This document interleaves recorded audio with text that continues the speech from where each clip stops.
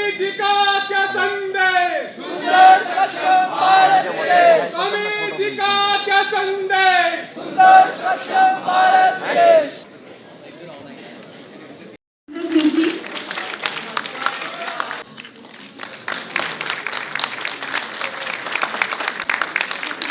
Doctor Virendra Kaundal जी।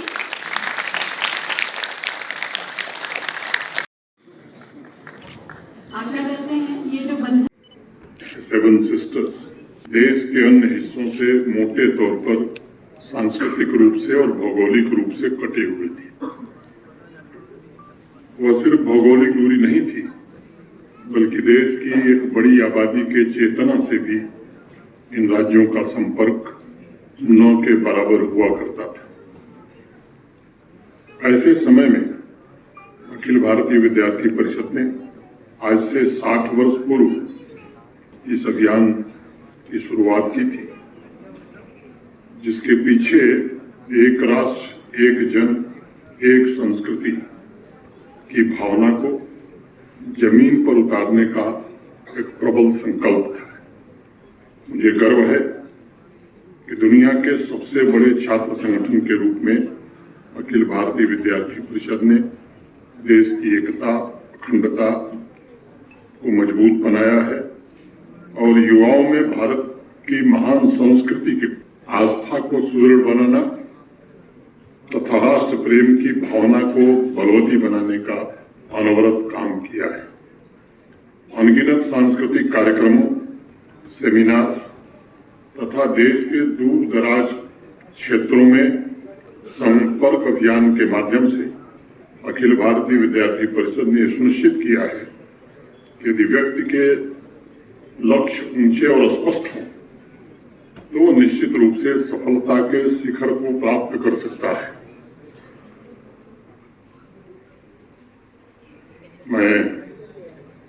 मुझे भी ये गौरव हासिल है कि विद्यार्थी परिषद के कार्यकर्ता के रूप में मुझे भी काम करने का अवसर मिला।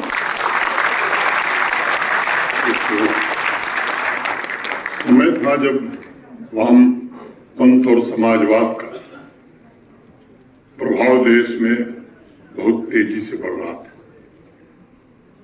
खासतौर से जो पढ़ा लिखा युवा था वो कार्ल मार्क्स और डॉक्टर लोहिया से बहुत ज्यादा प्रभावित था।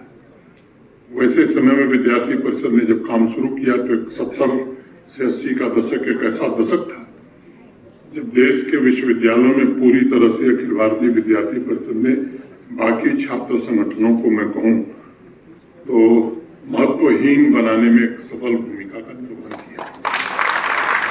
आजादी के बाद के जो दो लगा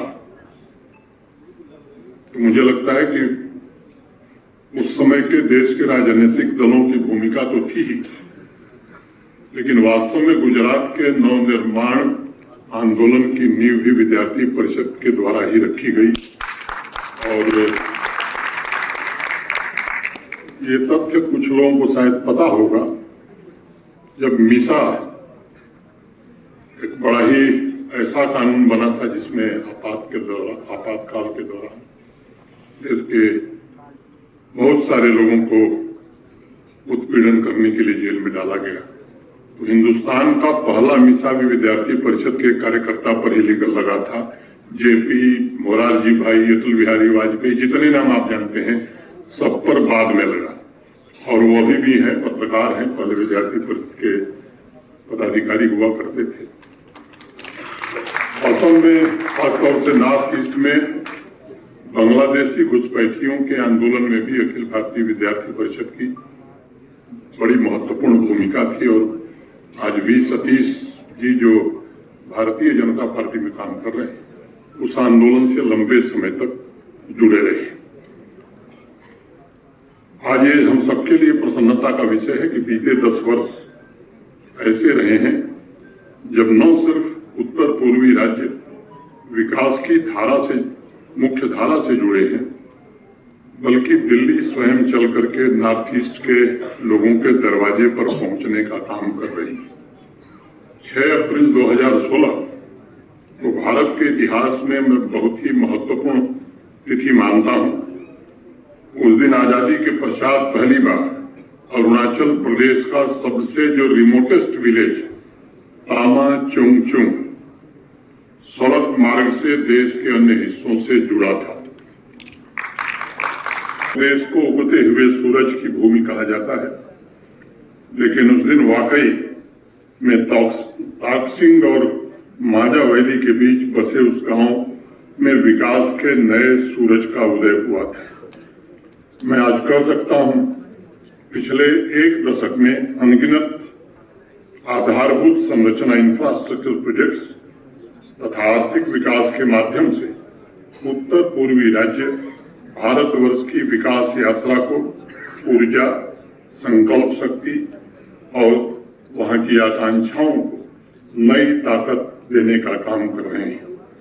मुझे बताया गया है इस वर्ष सीड यात्रा में मणिपुर, मेघालय, नागालैंड, असम, त्रिपुरा, मिजोरम, अरुणाचल प्रदेश तथा सिक्किम के 30 विद्यार्थी 3 फरवरी से 6 फरवरी तक इनका प्रवास जम्मू में रखा गया। और जैसा मेरे पूर्व भी बताया गया कि हर छात्र को एक स्थानीय परिवार के सदस्य के रूप में रहने का अवसर मिला है। ये अनुभव निश्चित रूप से आपके जीवन का अनूठा अनुभव होगा, जिसमें आप अपने आप को मेहमान नहीं बल्कि परिवार के एक सदस्य के रूप में देख पाएंगे और वास्तविक रूप में भारत की विविधता को जीने का अवसर आपको एक प्राप्त होगा। यह एक ऐसा अनुभव है जो जीवन पर्यंत आपके साथ चलेगा और इससे आपने एकात्मता के जो आदर्श और मूल्य सीखे हैं वो अभी आगे के जीवन में आपका मार्गदर्शन करेगा। जिन स्टूडेंट्स ने साहित्य पढ़ा होगा उन्होंने असमिया छायावादी काव्य भी जरूर पढ़ा होगा। उसमें भी एकात्मता की भावना और ये 2 चीजों का बहुत प्रमुख रूप से वर्णन। जय जय मानव देव, यहाँ उपस्थित बहुत से बच्चे इसका अर्थ जरूर समझ गए होंगे। चंद्र कुमार जी ने लिखा है कि मानव ही देव है, माने मानव ही देवता है, वही सेव्य है और मानव के बिना कोई नहीं है।